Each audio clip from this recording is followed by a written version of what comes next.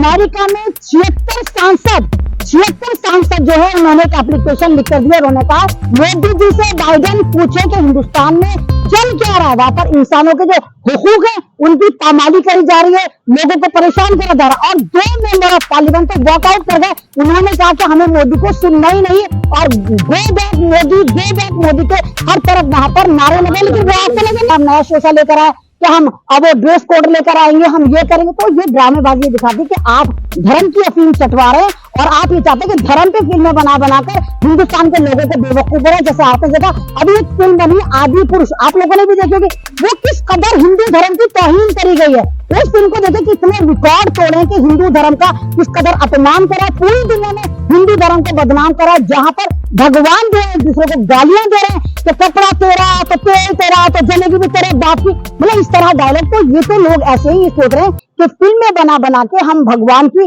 तौहीन करते हैं, ये खुद भगवान बन गए। विदेशों में डंका बज रहा है, अब तो वाकई में लग रहा है डंका बज रहा है, क्योंकि तारीफ कर रहे हैं एलन मस्क जो दुनिया के सबसे अमीर लोग हैं। अब देखिए अगर आपके बगल वो डंका बज रहा है तो शायद वो डंका बज रहा हो कहीं ना कहीं, फिर आप लोग भी, मुझे ऐसा लगता है कि गोदी मीडिया से आपका भी जो एक हैवी अमाउंट की जगह छोटा मोटा जो 2-2 रुपए वाला वो आपका फिक्स हो चुका है। क्योंकि डंका उसको कहते हैं कि जहां पर वाहवाही हो। और Elon Musk, who are you, कौन है एलन मस्क? क्या एलन मस्क का मोदी जी ने यहाँ पर आधार कार्ड बनवा दिया? क्या एलन मस्क अगर तारीफ करेंगे तो भारत की जो सरकार है वो चुनेंगे? और एलन मस्क का तो क्या पता ही नहीं, उनको तो पता ही नहीं कि भारत में हो क्या रहा है। एलन मस्क इसलिए तारीफ करेंगे क्योंकि भारत एक अच्छा व्यापार एलन मस्क को देता है, तो तारीफ करेंगे। यहाँ पर दूसरी सरकार होती है उसकी भी करते। और रही बात डंका बजने की, तो डंका बजना है तो चलो मेरे साथ तुम सारे के सारे मणिपुर चलो, मैं तुम्हें दिखाती हूँ कि वाकई किस कदर डंका बज रहा है। 55 दिन हो गए हमारे भारत का एक स्टेट धधक रहा है, जल रहा है, मर रहा है। छोटे छोटे बच्चे गुहार लगा रहे हैं हमें बचाओ। वहां पर जो फौजी हैं उनके पूरे खानदान मारे जा रहे हैं, यानी एक खानदान जो सरहद पर खड़ा हुआ है और उनका जो अपना परिवार है वो सुरक्षित नहीं है, वो मणिपुर में मारा जा रहा है। और मोदी जी ने अमेरिका जाकर वहां पर चंगसी कर। आप बताओ अगर आपके परिवार में मौत हो जाती है, आपके परिवार में कोई हादसा हो जाता है, तो क्या आप अय्याशी करने निकल पड़ते हैं? पहले अपना घर देखना चाहिए था। मोदी जी आप मणिपुर पर बोलने को तैयार नहीं है, मणिपुर पे आपने मुंह नहीं खोला। और जिसमें आप करें डंका बज रहा है, डंका बज रहा है, कोई डंका नहीं बज रहा। अगर आप स्ट्रीम मीडिया जो अब मेरे नजदीक में एक मैनेजमेंट मीडिया है, उसका अगर आप जाकर देखें 5-6 लोगों को लेकर खड़ा होकर मोदी कर रहे हैं, उसके अलावा 5 लोगों के अलावा कोई नहीं है।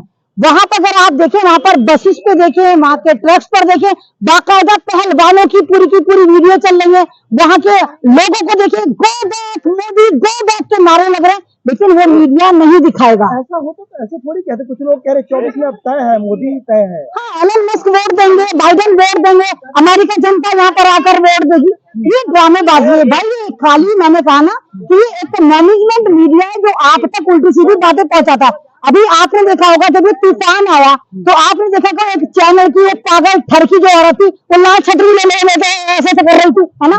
और वो जो हादसा दिखाया था फ्लोरिडा का तूफान दिखा के वो दिखा रहे थे कि भारत में का तूफान आ रहा है। तो ये मीडिया तो है वो वाकई जो मैं कहती हूँ ये एक मुजरिम वाला मीडिया है जो आपको तरह तरह के टैग लाकर और पैकेज दिखाकर आपको हंसाता है और आपको बेवकूफ बनाता है। अगर वाकई मोदी जी आप भारत से खुद को प्रधानमंत्री मानते, प्रधानमंत्री कौन होता है? माई बाप होता है। वो उस मुल्क का बाप होता है जिस पर तमाम की तमाम जिम्मेदारियां होती हैं। और मणिपुर जिस लिहाज से 55 दिन से तड़प रहा है, धधक रहा है और मर रहा है, यानी कि कोई नुकसान नहीं हो रहा, इतने लोग वहां मारे जा रहे हैं। और तो मणिपुर में तो डबल इंजन की सरकार है, वहां के होम मिनिस्टर के द्वारा फूंक दिया जाता है। वहां पर कुकी ग्रुप और माताई ग्रुप जिस लिहाज से मर रहा है, उस लिहाज से पता चलता है कि मोदी जी आप एक नकाब प्रधानमंत्री, आपके बस का कुछ भी नहीं है। और मोदी जी क्या करेंगे? उनके गमछा तो डाल दिया मणिपुर का, दिखा रहे हैं मणिपुर के साथ है वो, और क्या तो मतलब आप मणिपुर के साथ हो गए तो मतलब वहां पे जो मणिपुर में जो हादसे चल रहे हैं उसका जिम्मेदार कौन है? क्या सरकार जिम्मेदार नहीं है? हम किसका गिरबान पकड़ेंगे? यहाँ पे नेहरू को जाकर पकड़ ले। हम ये नेहरू को जाकर माथा पीटे कि नेहरू भी इस हादसे का जिम्मेदार है, या राहुल का गिरबान पकड़े कि राहुल जिम्मेदार है, अपोजिशन का गिरबान पकड़े कि अपोजिशन जिम्मेदार है। मणिपुर में हादसे का जिम्मेदार कौन है? और अगर आपसे कंट्रोल नहीं हो रहा, जब किससे कंट्रोल नहीं होता तो फेलियर कहलाता है। जब इंसान फेलियर होता है तो माफी मांगता और कहता है कि हम जिम्मेदार नहीं है और हम यहाँ पर एक तरह का राष्ट्रपति शासन लागू करते हैं और वो सरकार से इस्तीफा दे देता है। तो आप तो ये भी नहीं कर रहे मैं कह रही हूँ कि एक पहले ऐसे प्रधानमंत्री है जहां पर आप ये देखिए देश जल रहा है, हजारों लोग मर चुके, लोग सड़कों पर हैं, खाने को नहीं है, उनको नहीं पता कि कब उनका घर का चिराग बुझ जाए। और मोदी जी अमेरिका चले गए और मोदी मोदी मोदी करवाने। प्रेस कॉन्फ्रेंस आज देंगे प्रधानमंत्री मोदी, आप लोग बहुत क्यों मजाक कर रहे हैं? जोक ऑफ द मिलेनियम होगा ये कि मोदी जी अगर प्रेस कॉन्फ्रेंस करेंगे। सन 2014 के बाद आप एक भी दिखा दो जब हमारे भारत के पूज्य प्रधानमंत्री ने कोई प्रेस कॉन्फ्रेंस की। हाँ, मन की बात करिए, 100 एपिसोड से आ चुके, ढंग की बात हमारे प्रधानमंत्री ने अभी तक एक भी नहीं करी।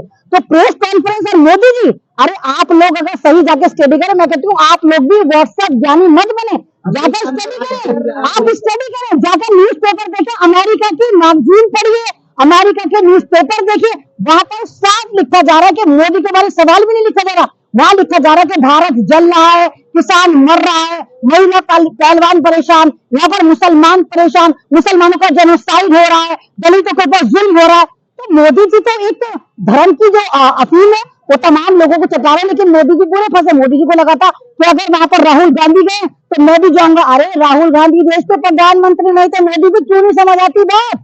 हर बात में जिद, हर हिरस करते हो। आपसे तो पूछेगा अमेरिका, जब अमेरिका में तमाम चीजें दिखाई जा रही थी, जब शाहीन बाग चला था तो अमेरिका शाहीन बाग दिखा रहा था, जब किसान मूवमेंट चला था तो अमेरिका किसान मूवमेंट दिखा रहा था। और हमारे लिए इससे बड़ी शर्म की बात हो ही नहीं सकती कि अमेरिका में 76 सांसद जो है उन्होंने एक एप्लीकेशन लिख कर दिया, उन्होंने कहा मोदी जी से बाइडेन पूछे कि हिंदुस्तान में चल क्या रहा है, वहां पर इंसानों के जो हुकूक है उनकी पामाली करी जा रही है, लोगों को परेशान करा जा रहा है। और 2 मेंबर ऑफ पार्लियामेंट तो वॉकआउट कर गए, उन्होंने कहा कि हमें मोदी को सुनना ही नहीं, और गो बैक मोदी के हर तरफ वहां पर नारे लगे, लेकिन वो आपको नजर नहीं आ रहे। क्या कौन से आंदोलन जी भी पहुंचे? नहीं, ये विरोध जो हो रहा है वो बैक मोदी छवि खराब, नहीं, डंका बज रहा है। नहीं, तो आप लोग तो यही करे, तो आप जी भी कहाँ पहुंचे? आप भी लोग तो सारा के सारा मैनेजमेंट करते हो। अगर आप भारत में हो तो फिर वहां पर 2 रुपए वाले पहुंचोगे भाई। आप भी तो मोदी जी को दिखाते हो, मोदी पावर, मोदी का डंका। जब आप हिंदुस्तान में हो तो यानी कि दूसरे लोगों को ले जाकर इम्प्लांट करेगा।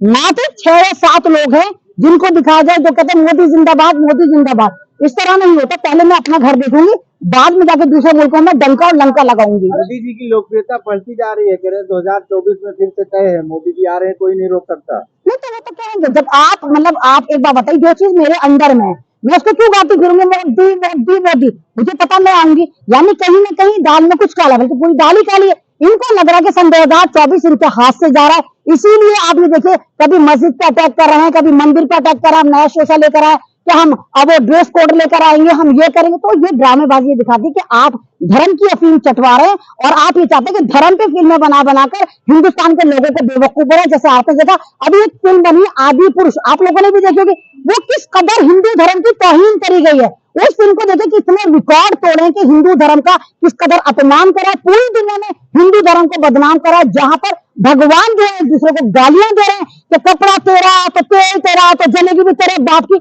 मतलब इस तरह डायलॉग। तो ये तो लोग ऐसे ही सोच रहे हैं कि फिल्में बना के हम भगवान की तौहीन करते हैं, ये खुद भगवान बन गए। अगर आपको याद हो जब मोदी जी ने इसकी बाबरी मस्जिद जिसको ध्वस्त करने के बाद उन्होंने राम मंदिर का शिलान्यास करा था, उसमें मोदी जी का जो कद है 13 फुट का और राम जी का कद 1.5 फुट का दिखाता, राम जी को हाथ पकड़ के लेके जाते, चलो भाई अपने घर चलो। तो जो बंदा ये दिखा रहा है कि सन 2014 के बाद राम का अस्तित्व आया, इन्होंने तो शायद आपने इनका नारा सुना, जो राम को लाए हैं हम उनको लाएंगे। यानी राम को कौन लाया? इनके बगैर राम को भारतीय जनता पार्टी लेकर आई। यानी अब ये दिखाना चाहते हैं कि भगवान राम बीजेपी की कोख से पैदा हुए हैं। तो ये चीजें हिंदू धर्म के लोगों को समझनी चाहिए। भाई भारत में इस्लाम खतरे में नहीं है, ना मुसलमान किसी धारे में थे, ना मुसलमानों को आपने कुछ समझा। आप मुसलमानों को मार तो मुसलमान सब्र कर लेते, लेकिन जहां तक मुझे लगता है यहाँ पर हिंदू धर्म खतरे में, हिंदू धर्म के बारे में जो फिल्में बनाई जा रही है उल्टा सीधा दिखाया जा रहा है, तो कहीं ना कहीं हिंदू धर्म खतरे में और मोदी को जो भगवान बनाया जा रहा है। ये फिल्म अगर अच्छी नहीं होती तो लोग अरे भैया तुम्हें 300 को नजर आ रहा है, मैंने कहा ना रहोगे तो व्हाट्सएप जानी के जानी, तुम्हें नजर नहीं आ रहा कि हिंदुस्तान के इतिहास की सबसे महंगी फिल्म बनी थी ये, और मात्र 300 करोड़ कमा के अटक गई। तो ये कमाई नहीं, अभी तो उसने अपनी लागत भी नहीं निकाली। अभी आप देखिए कल सीसी पे एक शो चल रहा था, 10 लोग निकल कर 10, यानी पिक्चर हॉल में 10 नहीं निकला। इनको पता था ये फिल्म फ्लॉप हो रही, इसीलिए मोदी जी इसका प्रमोशन कर रहे थे, योगी जी प्रमोशन कर रहे थे, खट्टर जी प्रमोशन कर रहे थे, सभी कहते हाँ राम जी का अस्तित्व है। और क्या ड्रामा कर रहा था, एक सीट हनुमान जी की छोड़ी जाए पिक्चर हॉल में, अरे पूरा हॉल खाली है, पूरा हॉल खाली पड़ा है, आराम से तुम जाकर लौट लो। तो ये धर्म के साथ जो राजनीति कर रहे हैं ना, कह रही है 58% युवाओं को नौकरी मिल गई है मोदी राज में।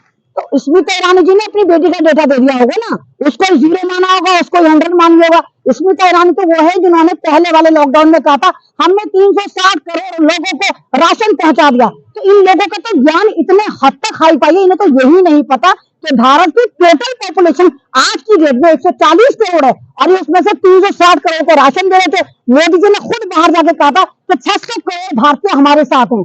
तो इनके डाटे पर क्या यकीन करना है, तो उल्टे सीधे डेटे देते, तो इनके डाटों पर यकीन मत करिए। इनको तो खुद ही नहीं पता कि लाख में कितने जीरो आते हैं, करोड़ में कितने जीरो आते हैं, भारत की पॉपुलेशन क्या है, भारत के युवा कितने बेरोजगार है। और अगर युवा को स्मृति ईरानी के बगौल रोजगार दे लिया तो बिहार में जो पिटते हैं वो स्टूडेंट, वो कौन होते हैं? जंतर मंतर पे जो हमेशा प्रोटेस्ट करते हैं स्टूडेंट, वो कौन होते हैं? उत्तर प्रदेश में जो लखनऊ में पिटते हैं वो कौन होते हैं? तो ये ड्रामेबाजी है और झूठ के अलावा कुछ नहीं दिखाते। आखिरी सवाल है, तो 2024 में आपके हिसाब से कौन होना चाहिए, राहुल गांधी या फिर प्रधानमंत्री मोदी? तो राहुल गांधी तो खैर कहीं सके तो मुझे लगता नहीं कि प्रधानमंत्री बनेंगे, ना मुझे कांग्रेस का इस लेवल पे काम नजर आता है कि कोई ऐसा मैजिक होगा कि राहुल गांधी की प्रधानमंत्री बन जाएगा। हाँ, गठबंधन की सरकार आ सकती है अगर तमाम पार्टियां एकजुट हो जाएं और वोट न बटे। क्योंकि मैं वाली बात चार साल से कहती आ रही हूँ कि भारतीय जनता पार्टी के साथ मात्र 33% वोट है। तो 33% वोट को आप एक तरफ डाल दो, हम 77% वोट ढूंढते हैं ना, हम 77% को एकजुट करते हैं ना, तो जितने भी ये लोकल स्टेट्स हैं, जितने स्टेट्स में हमारे पास वोट है, अगर तमाम पार्टियां एक हो जाती हैं तो इस बार भारतीय जनता पार्टी के ताबूत में आखिरी कील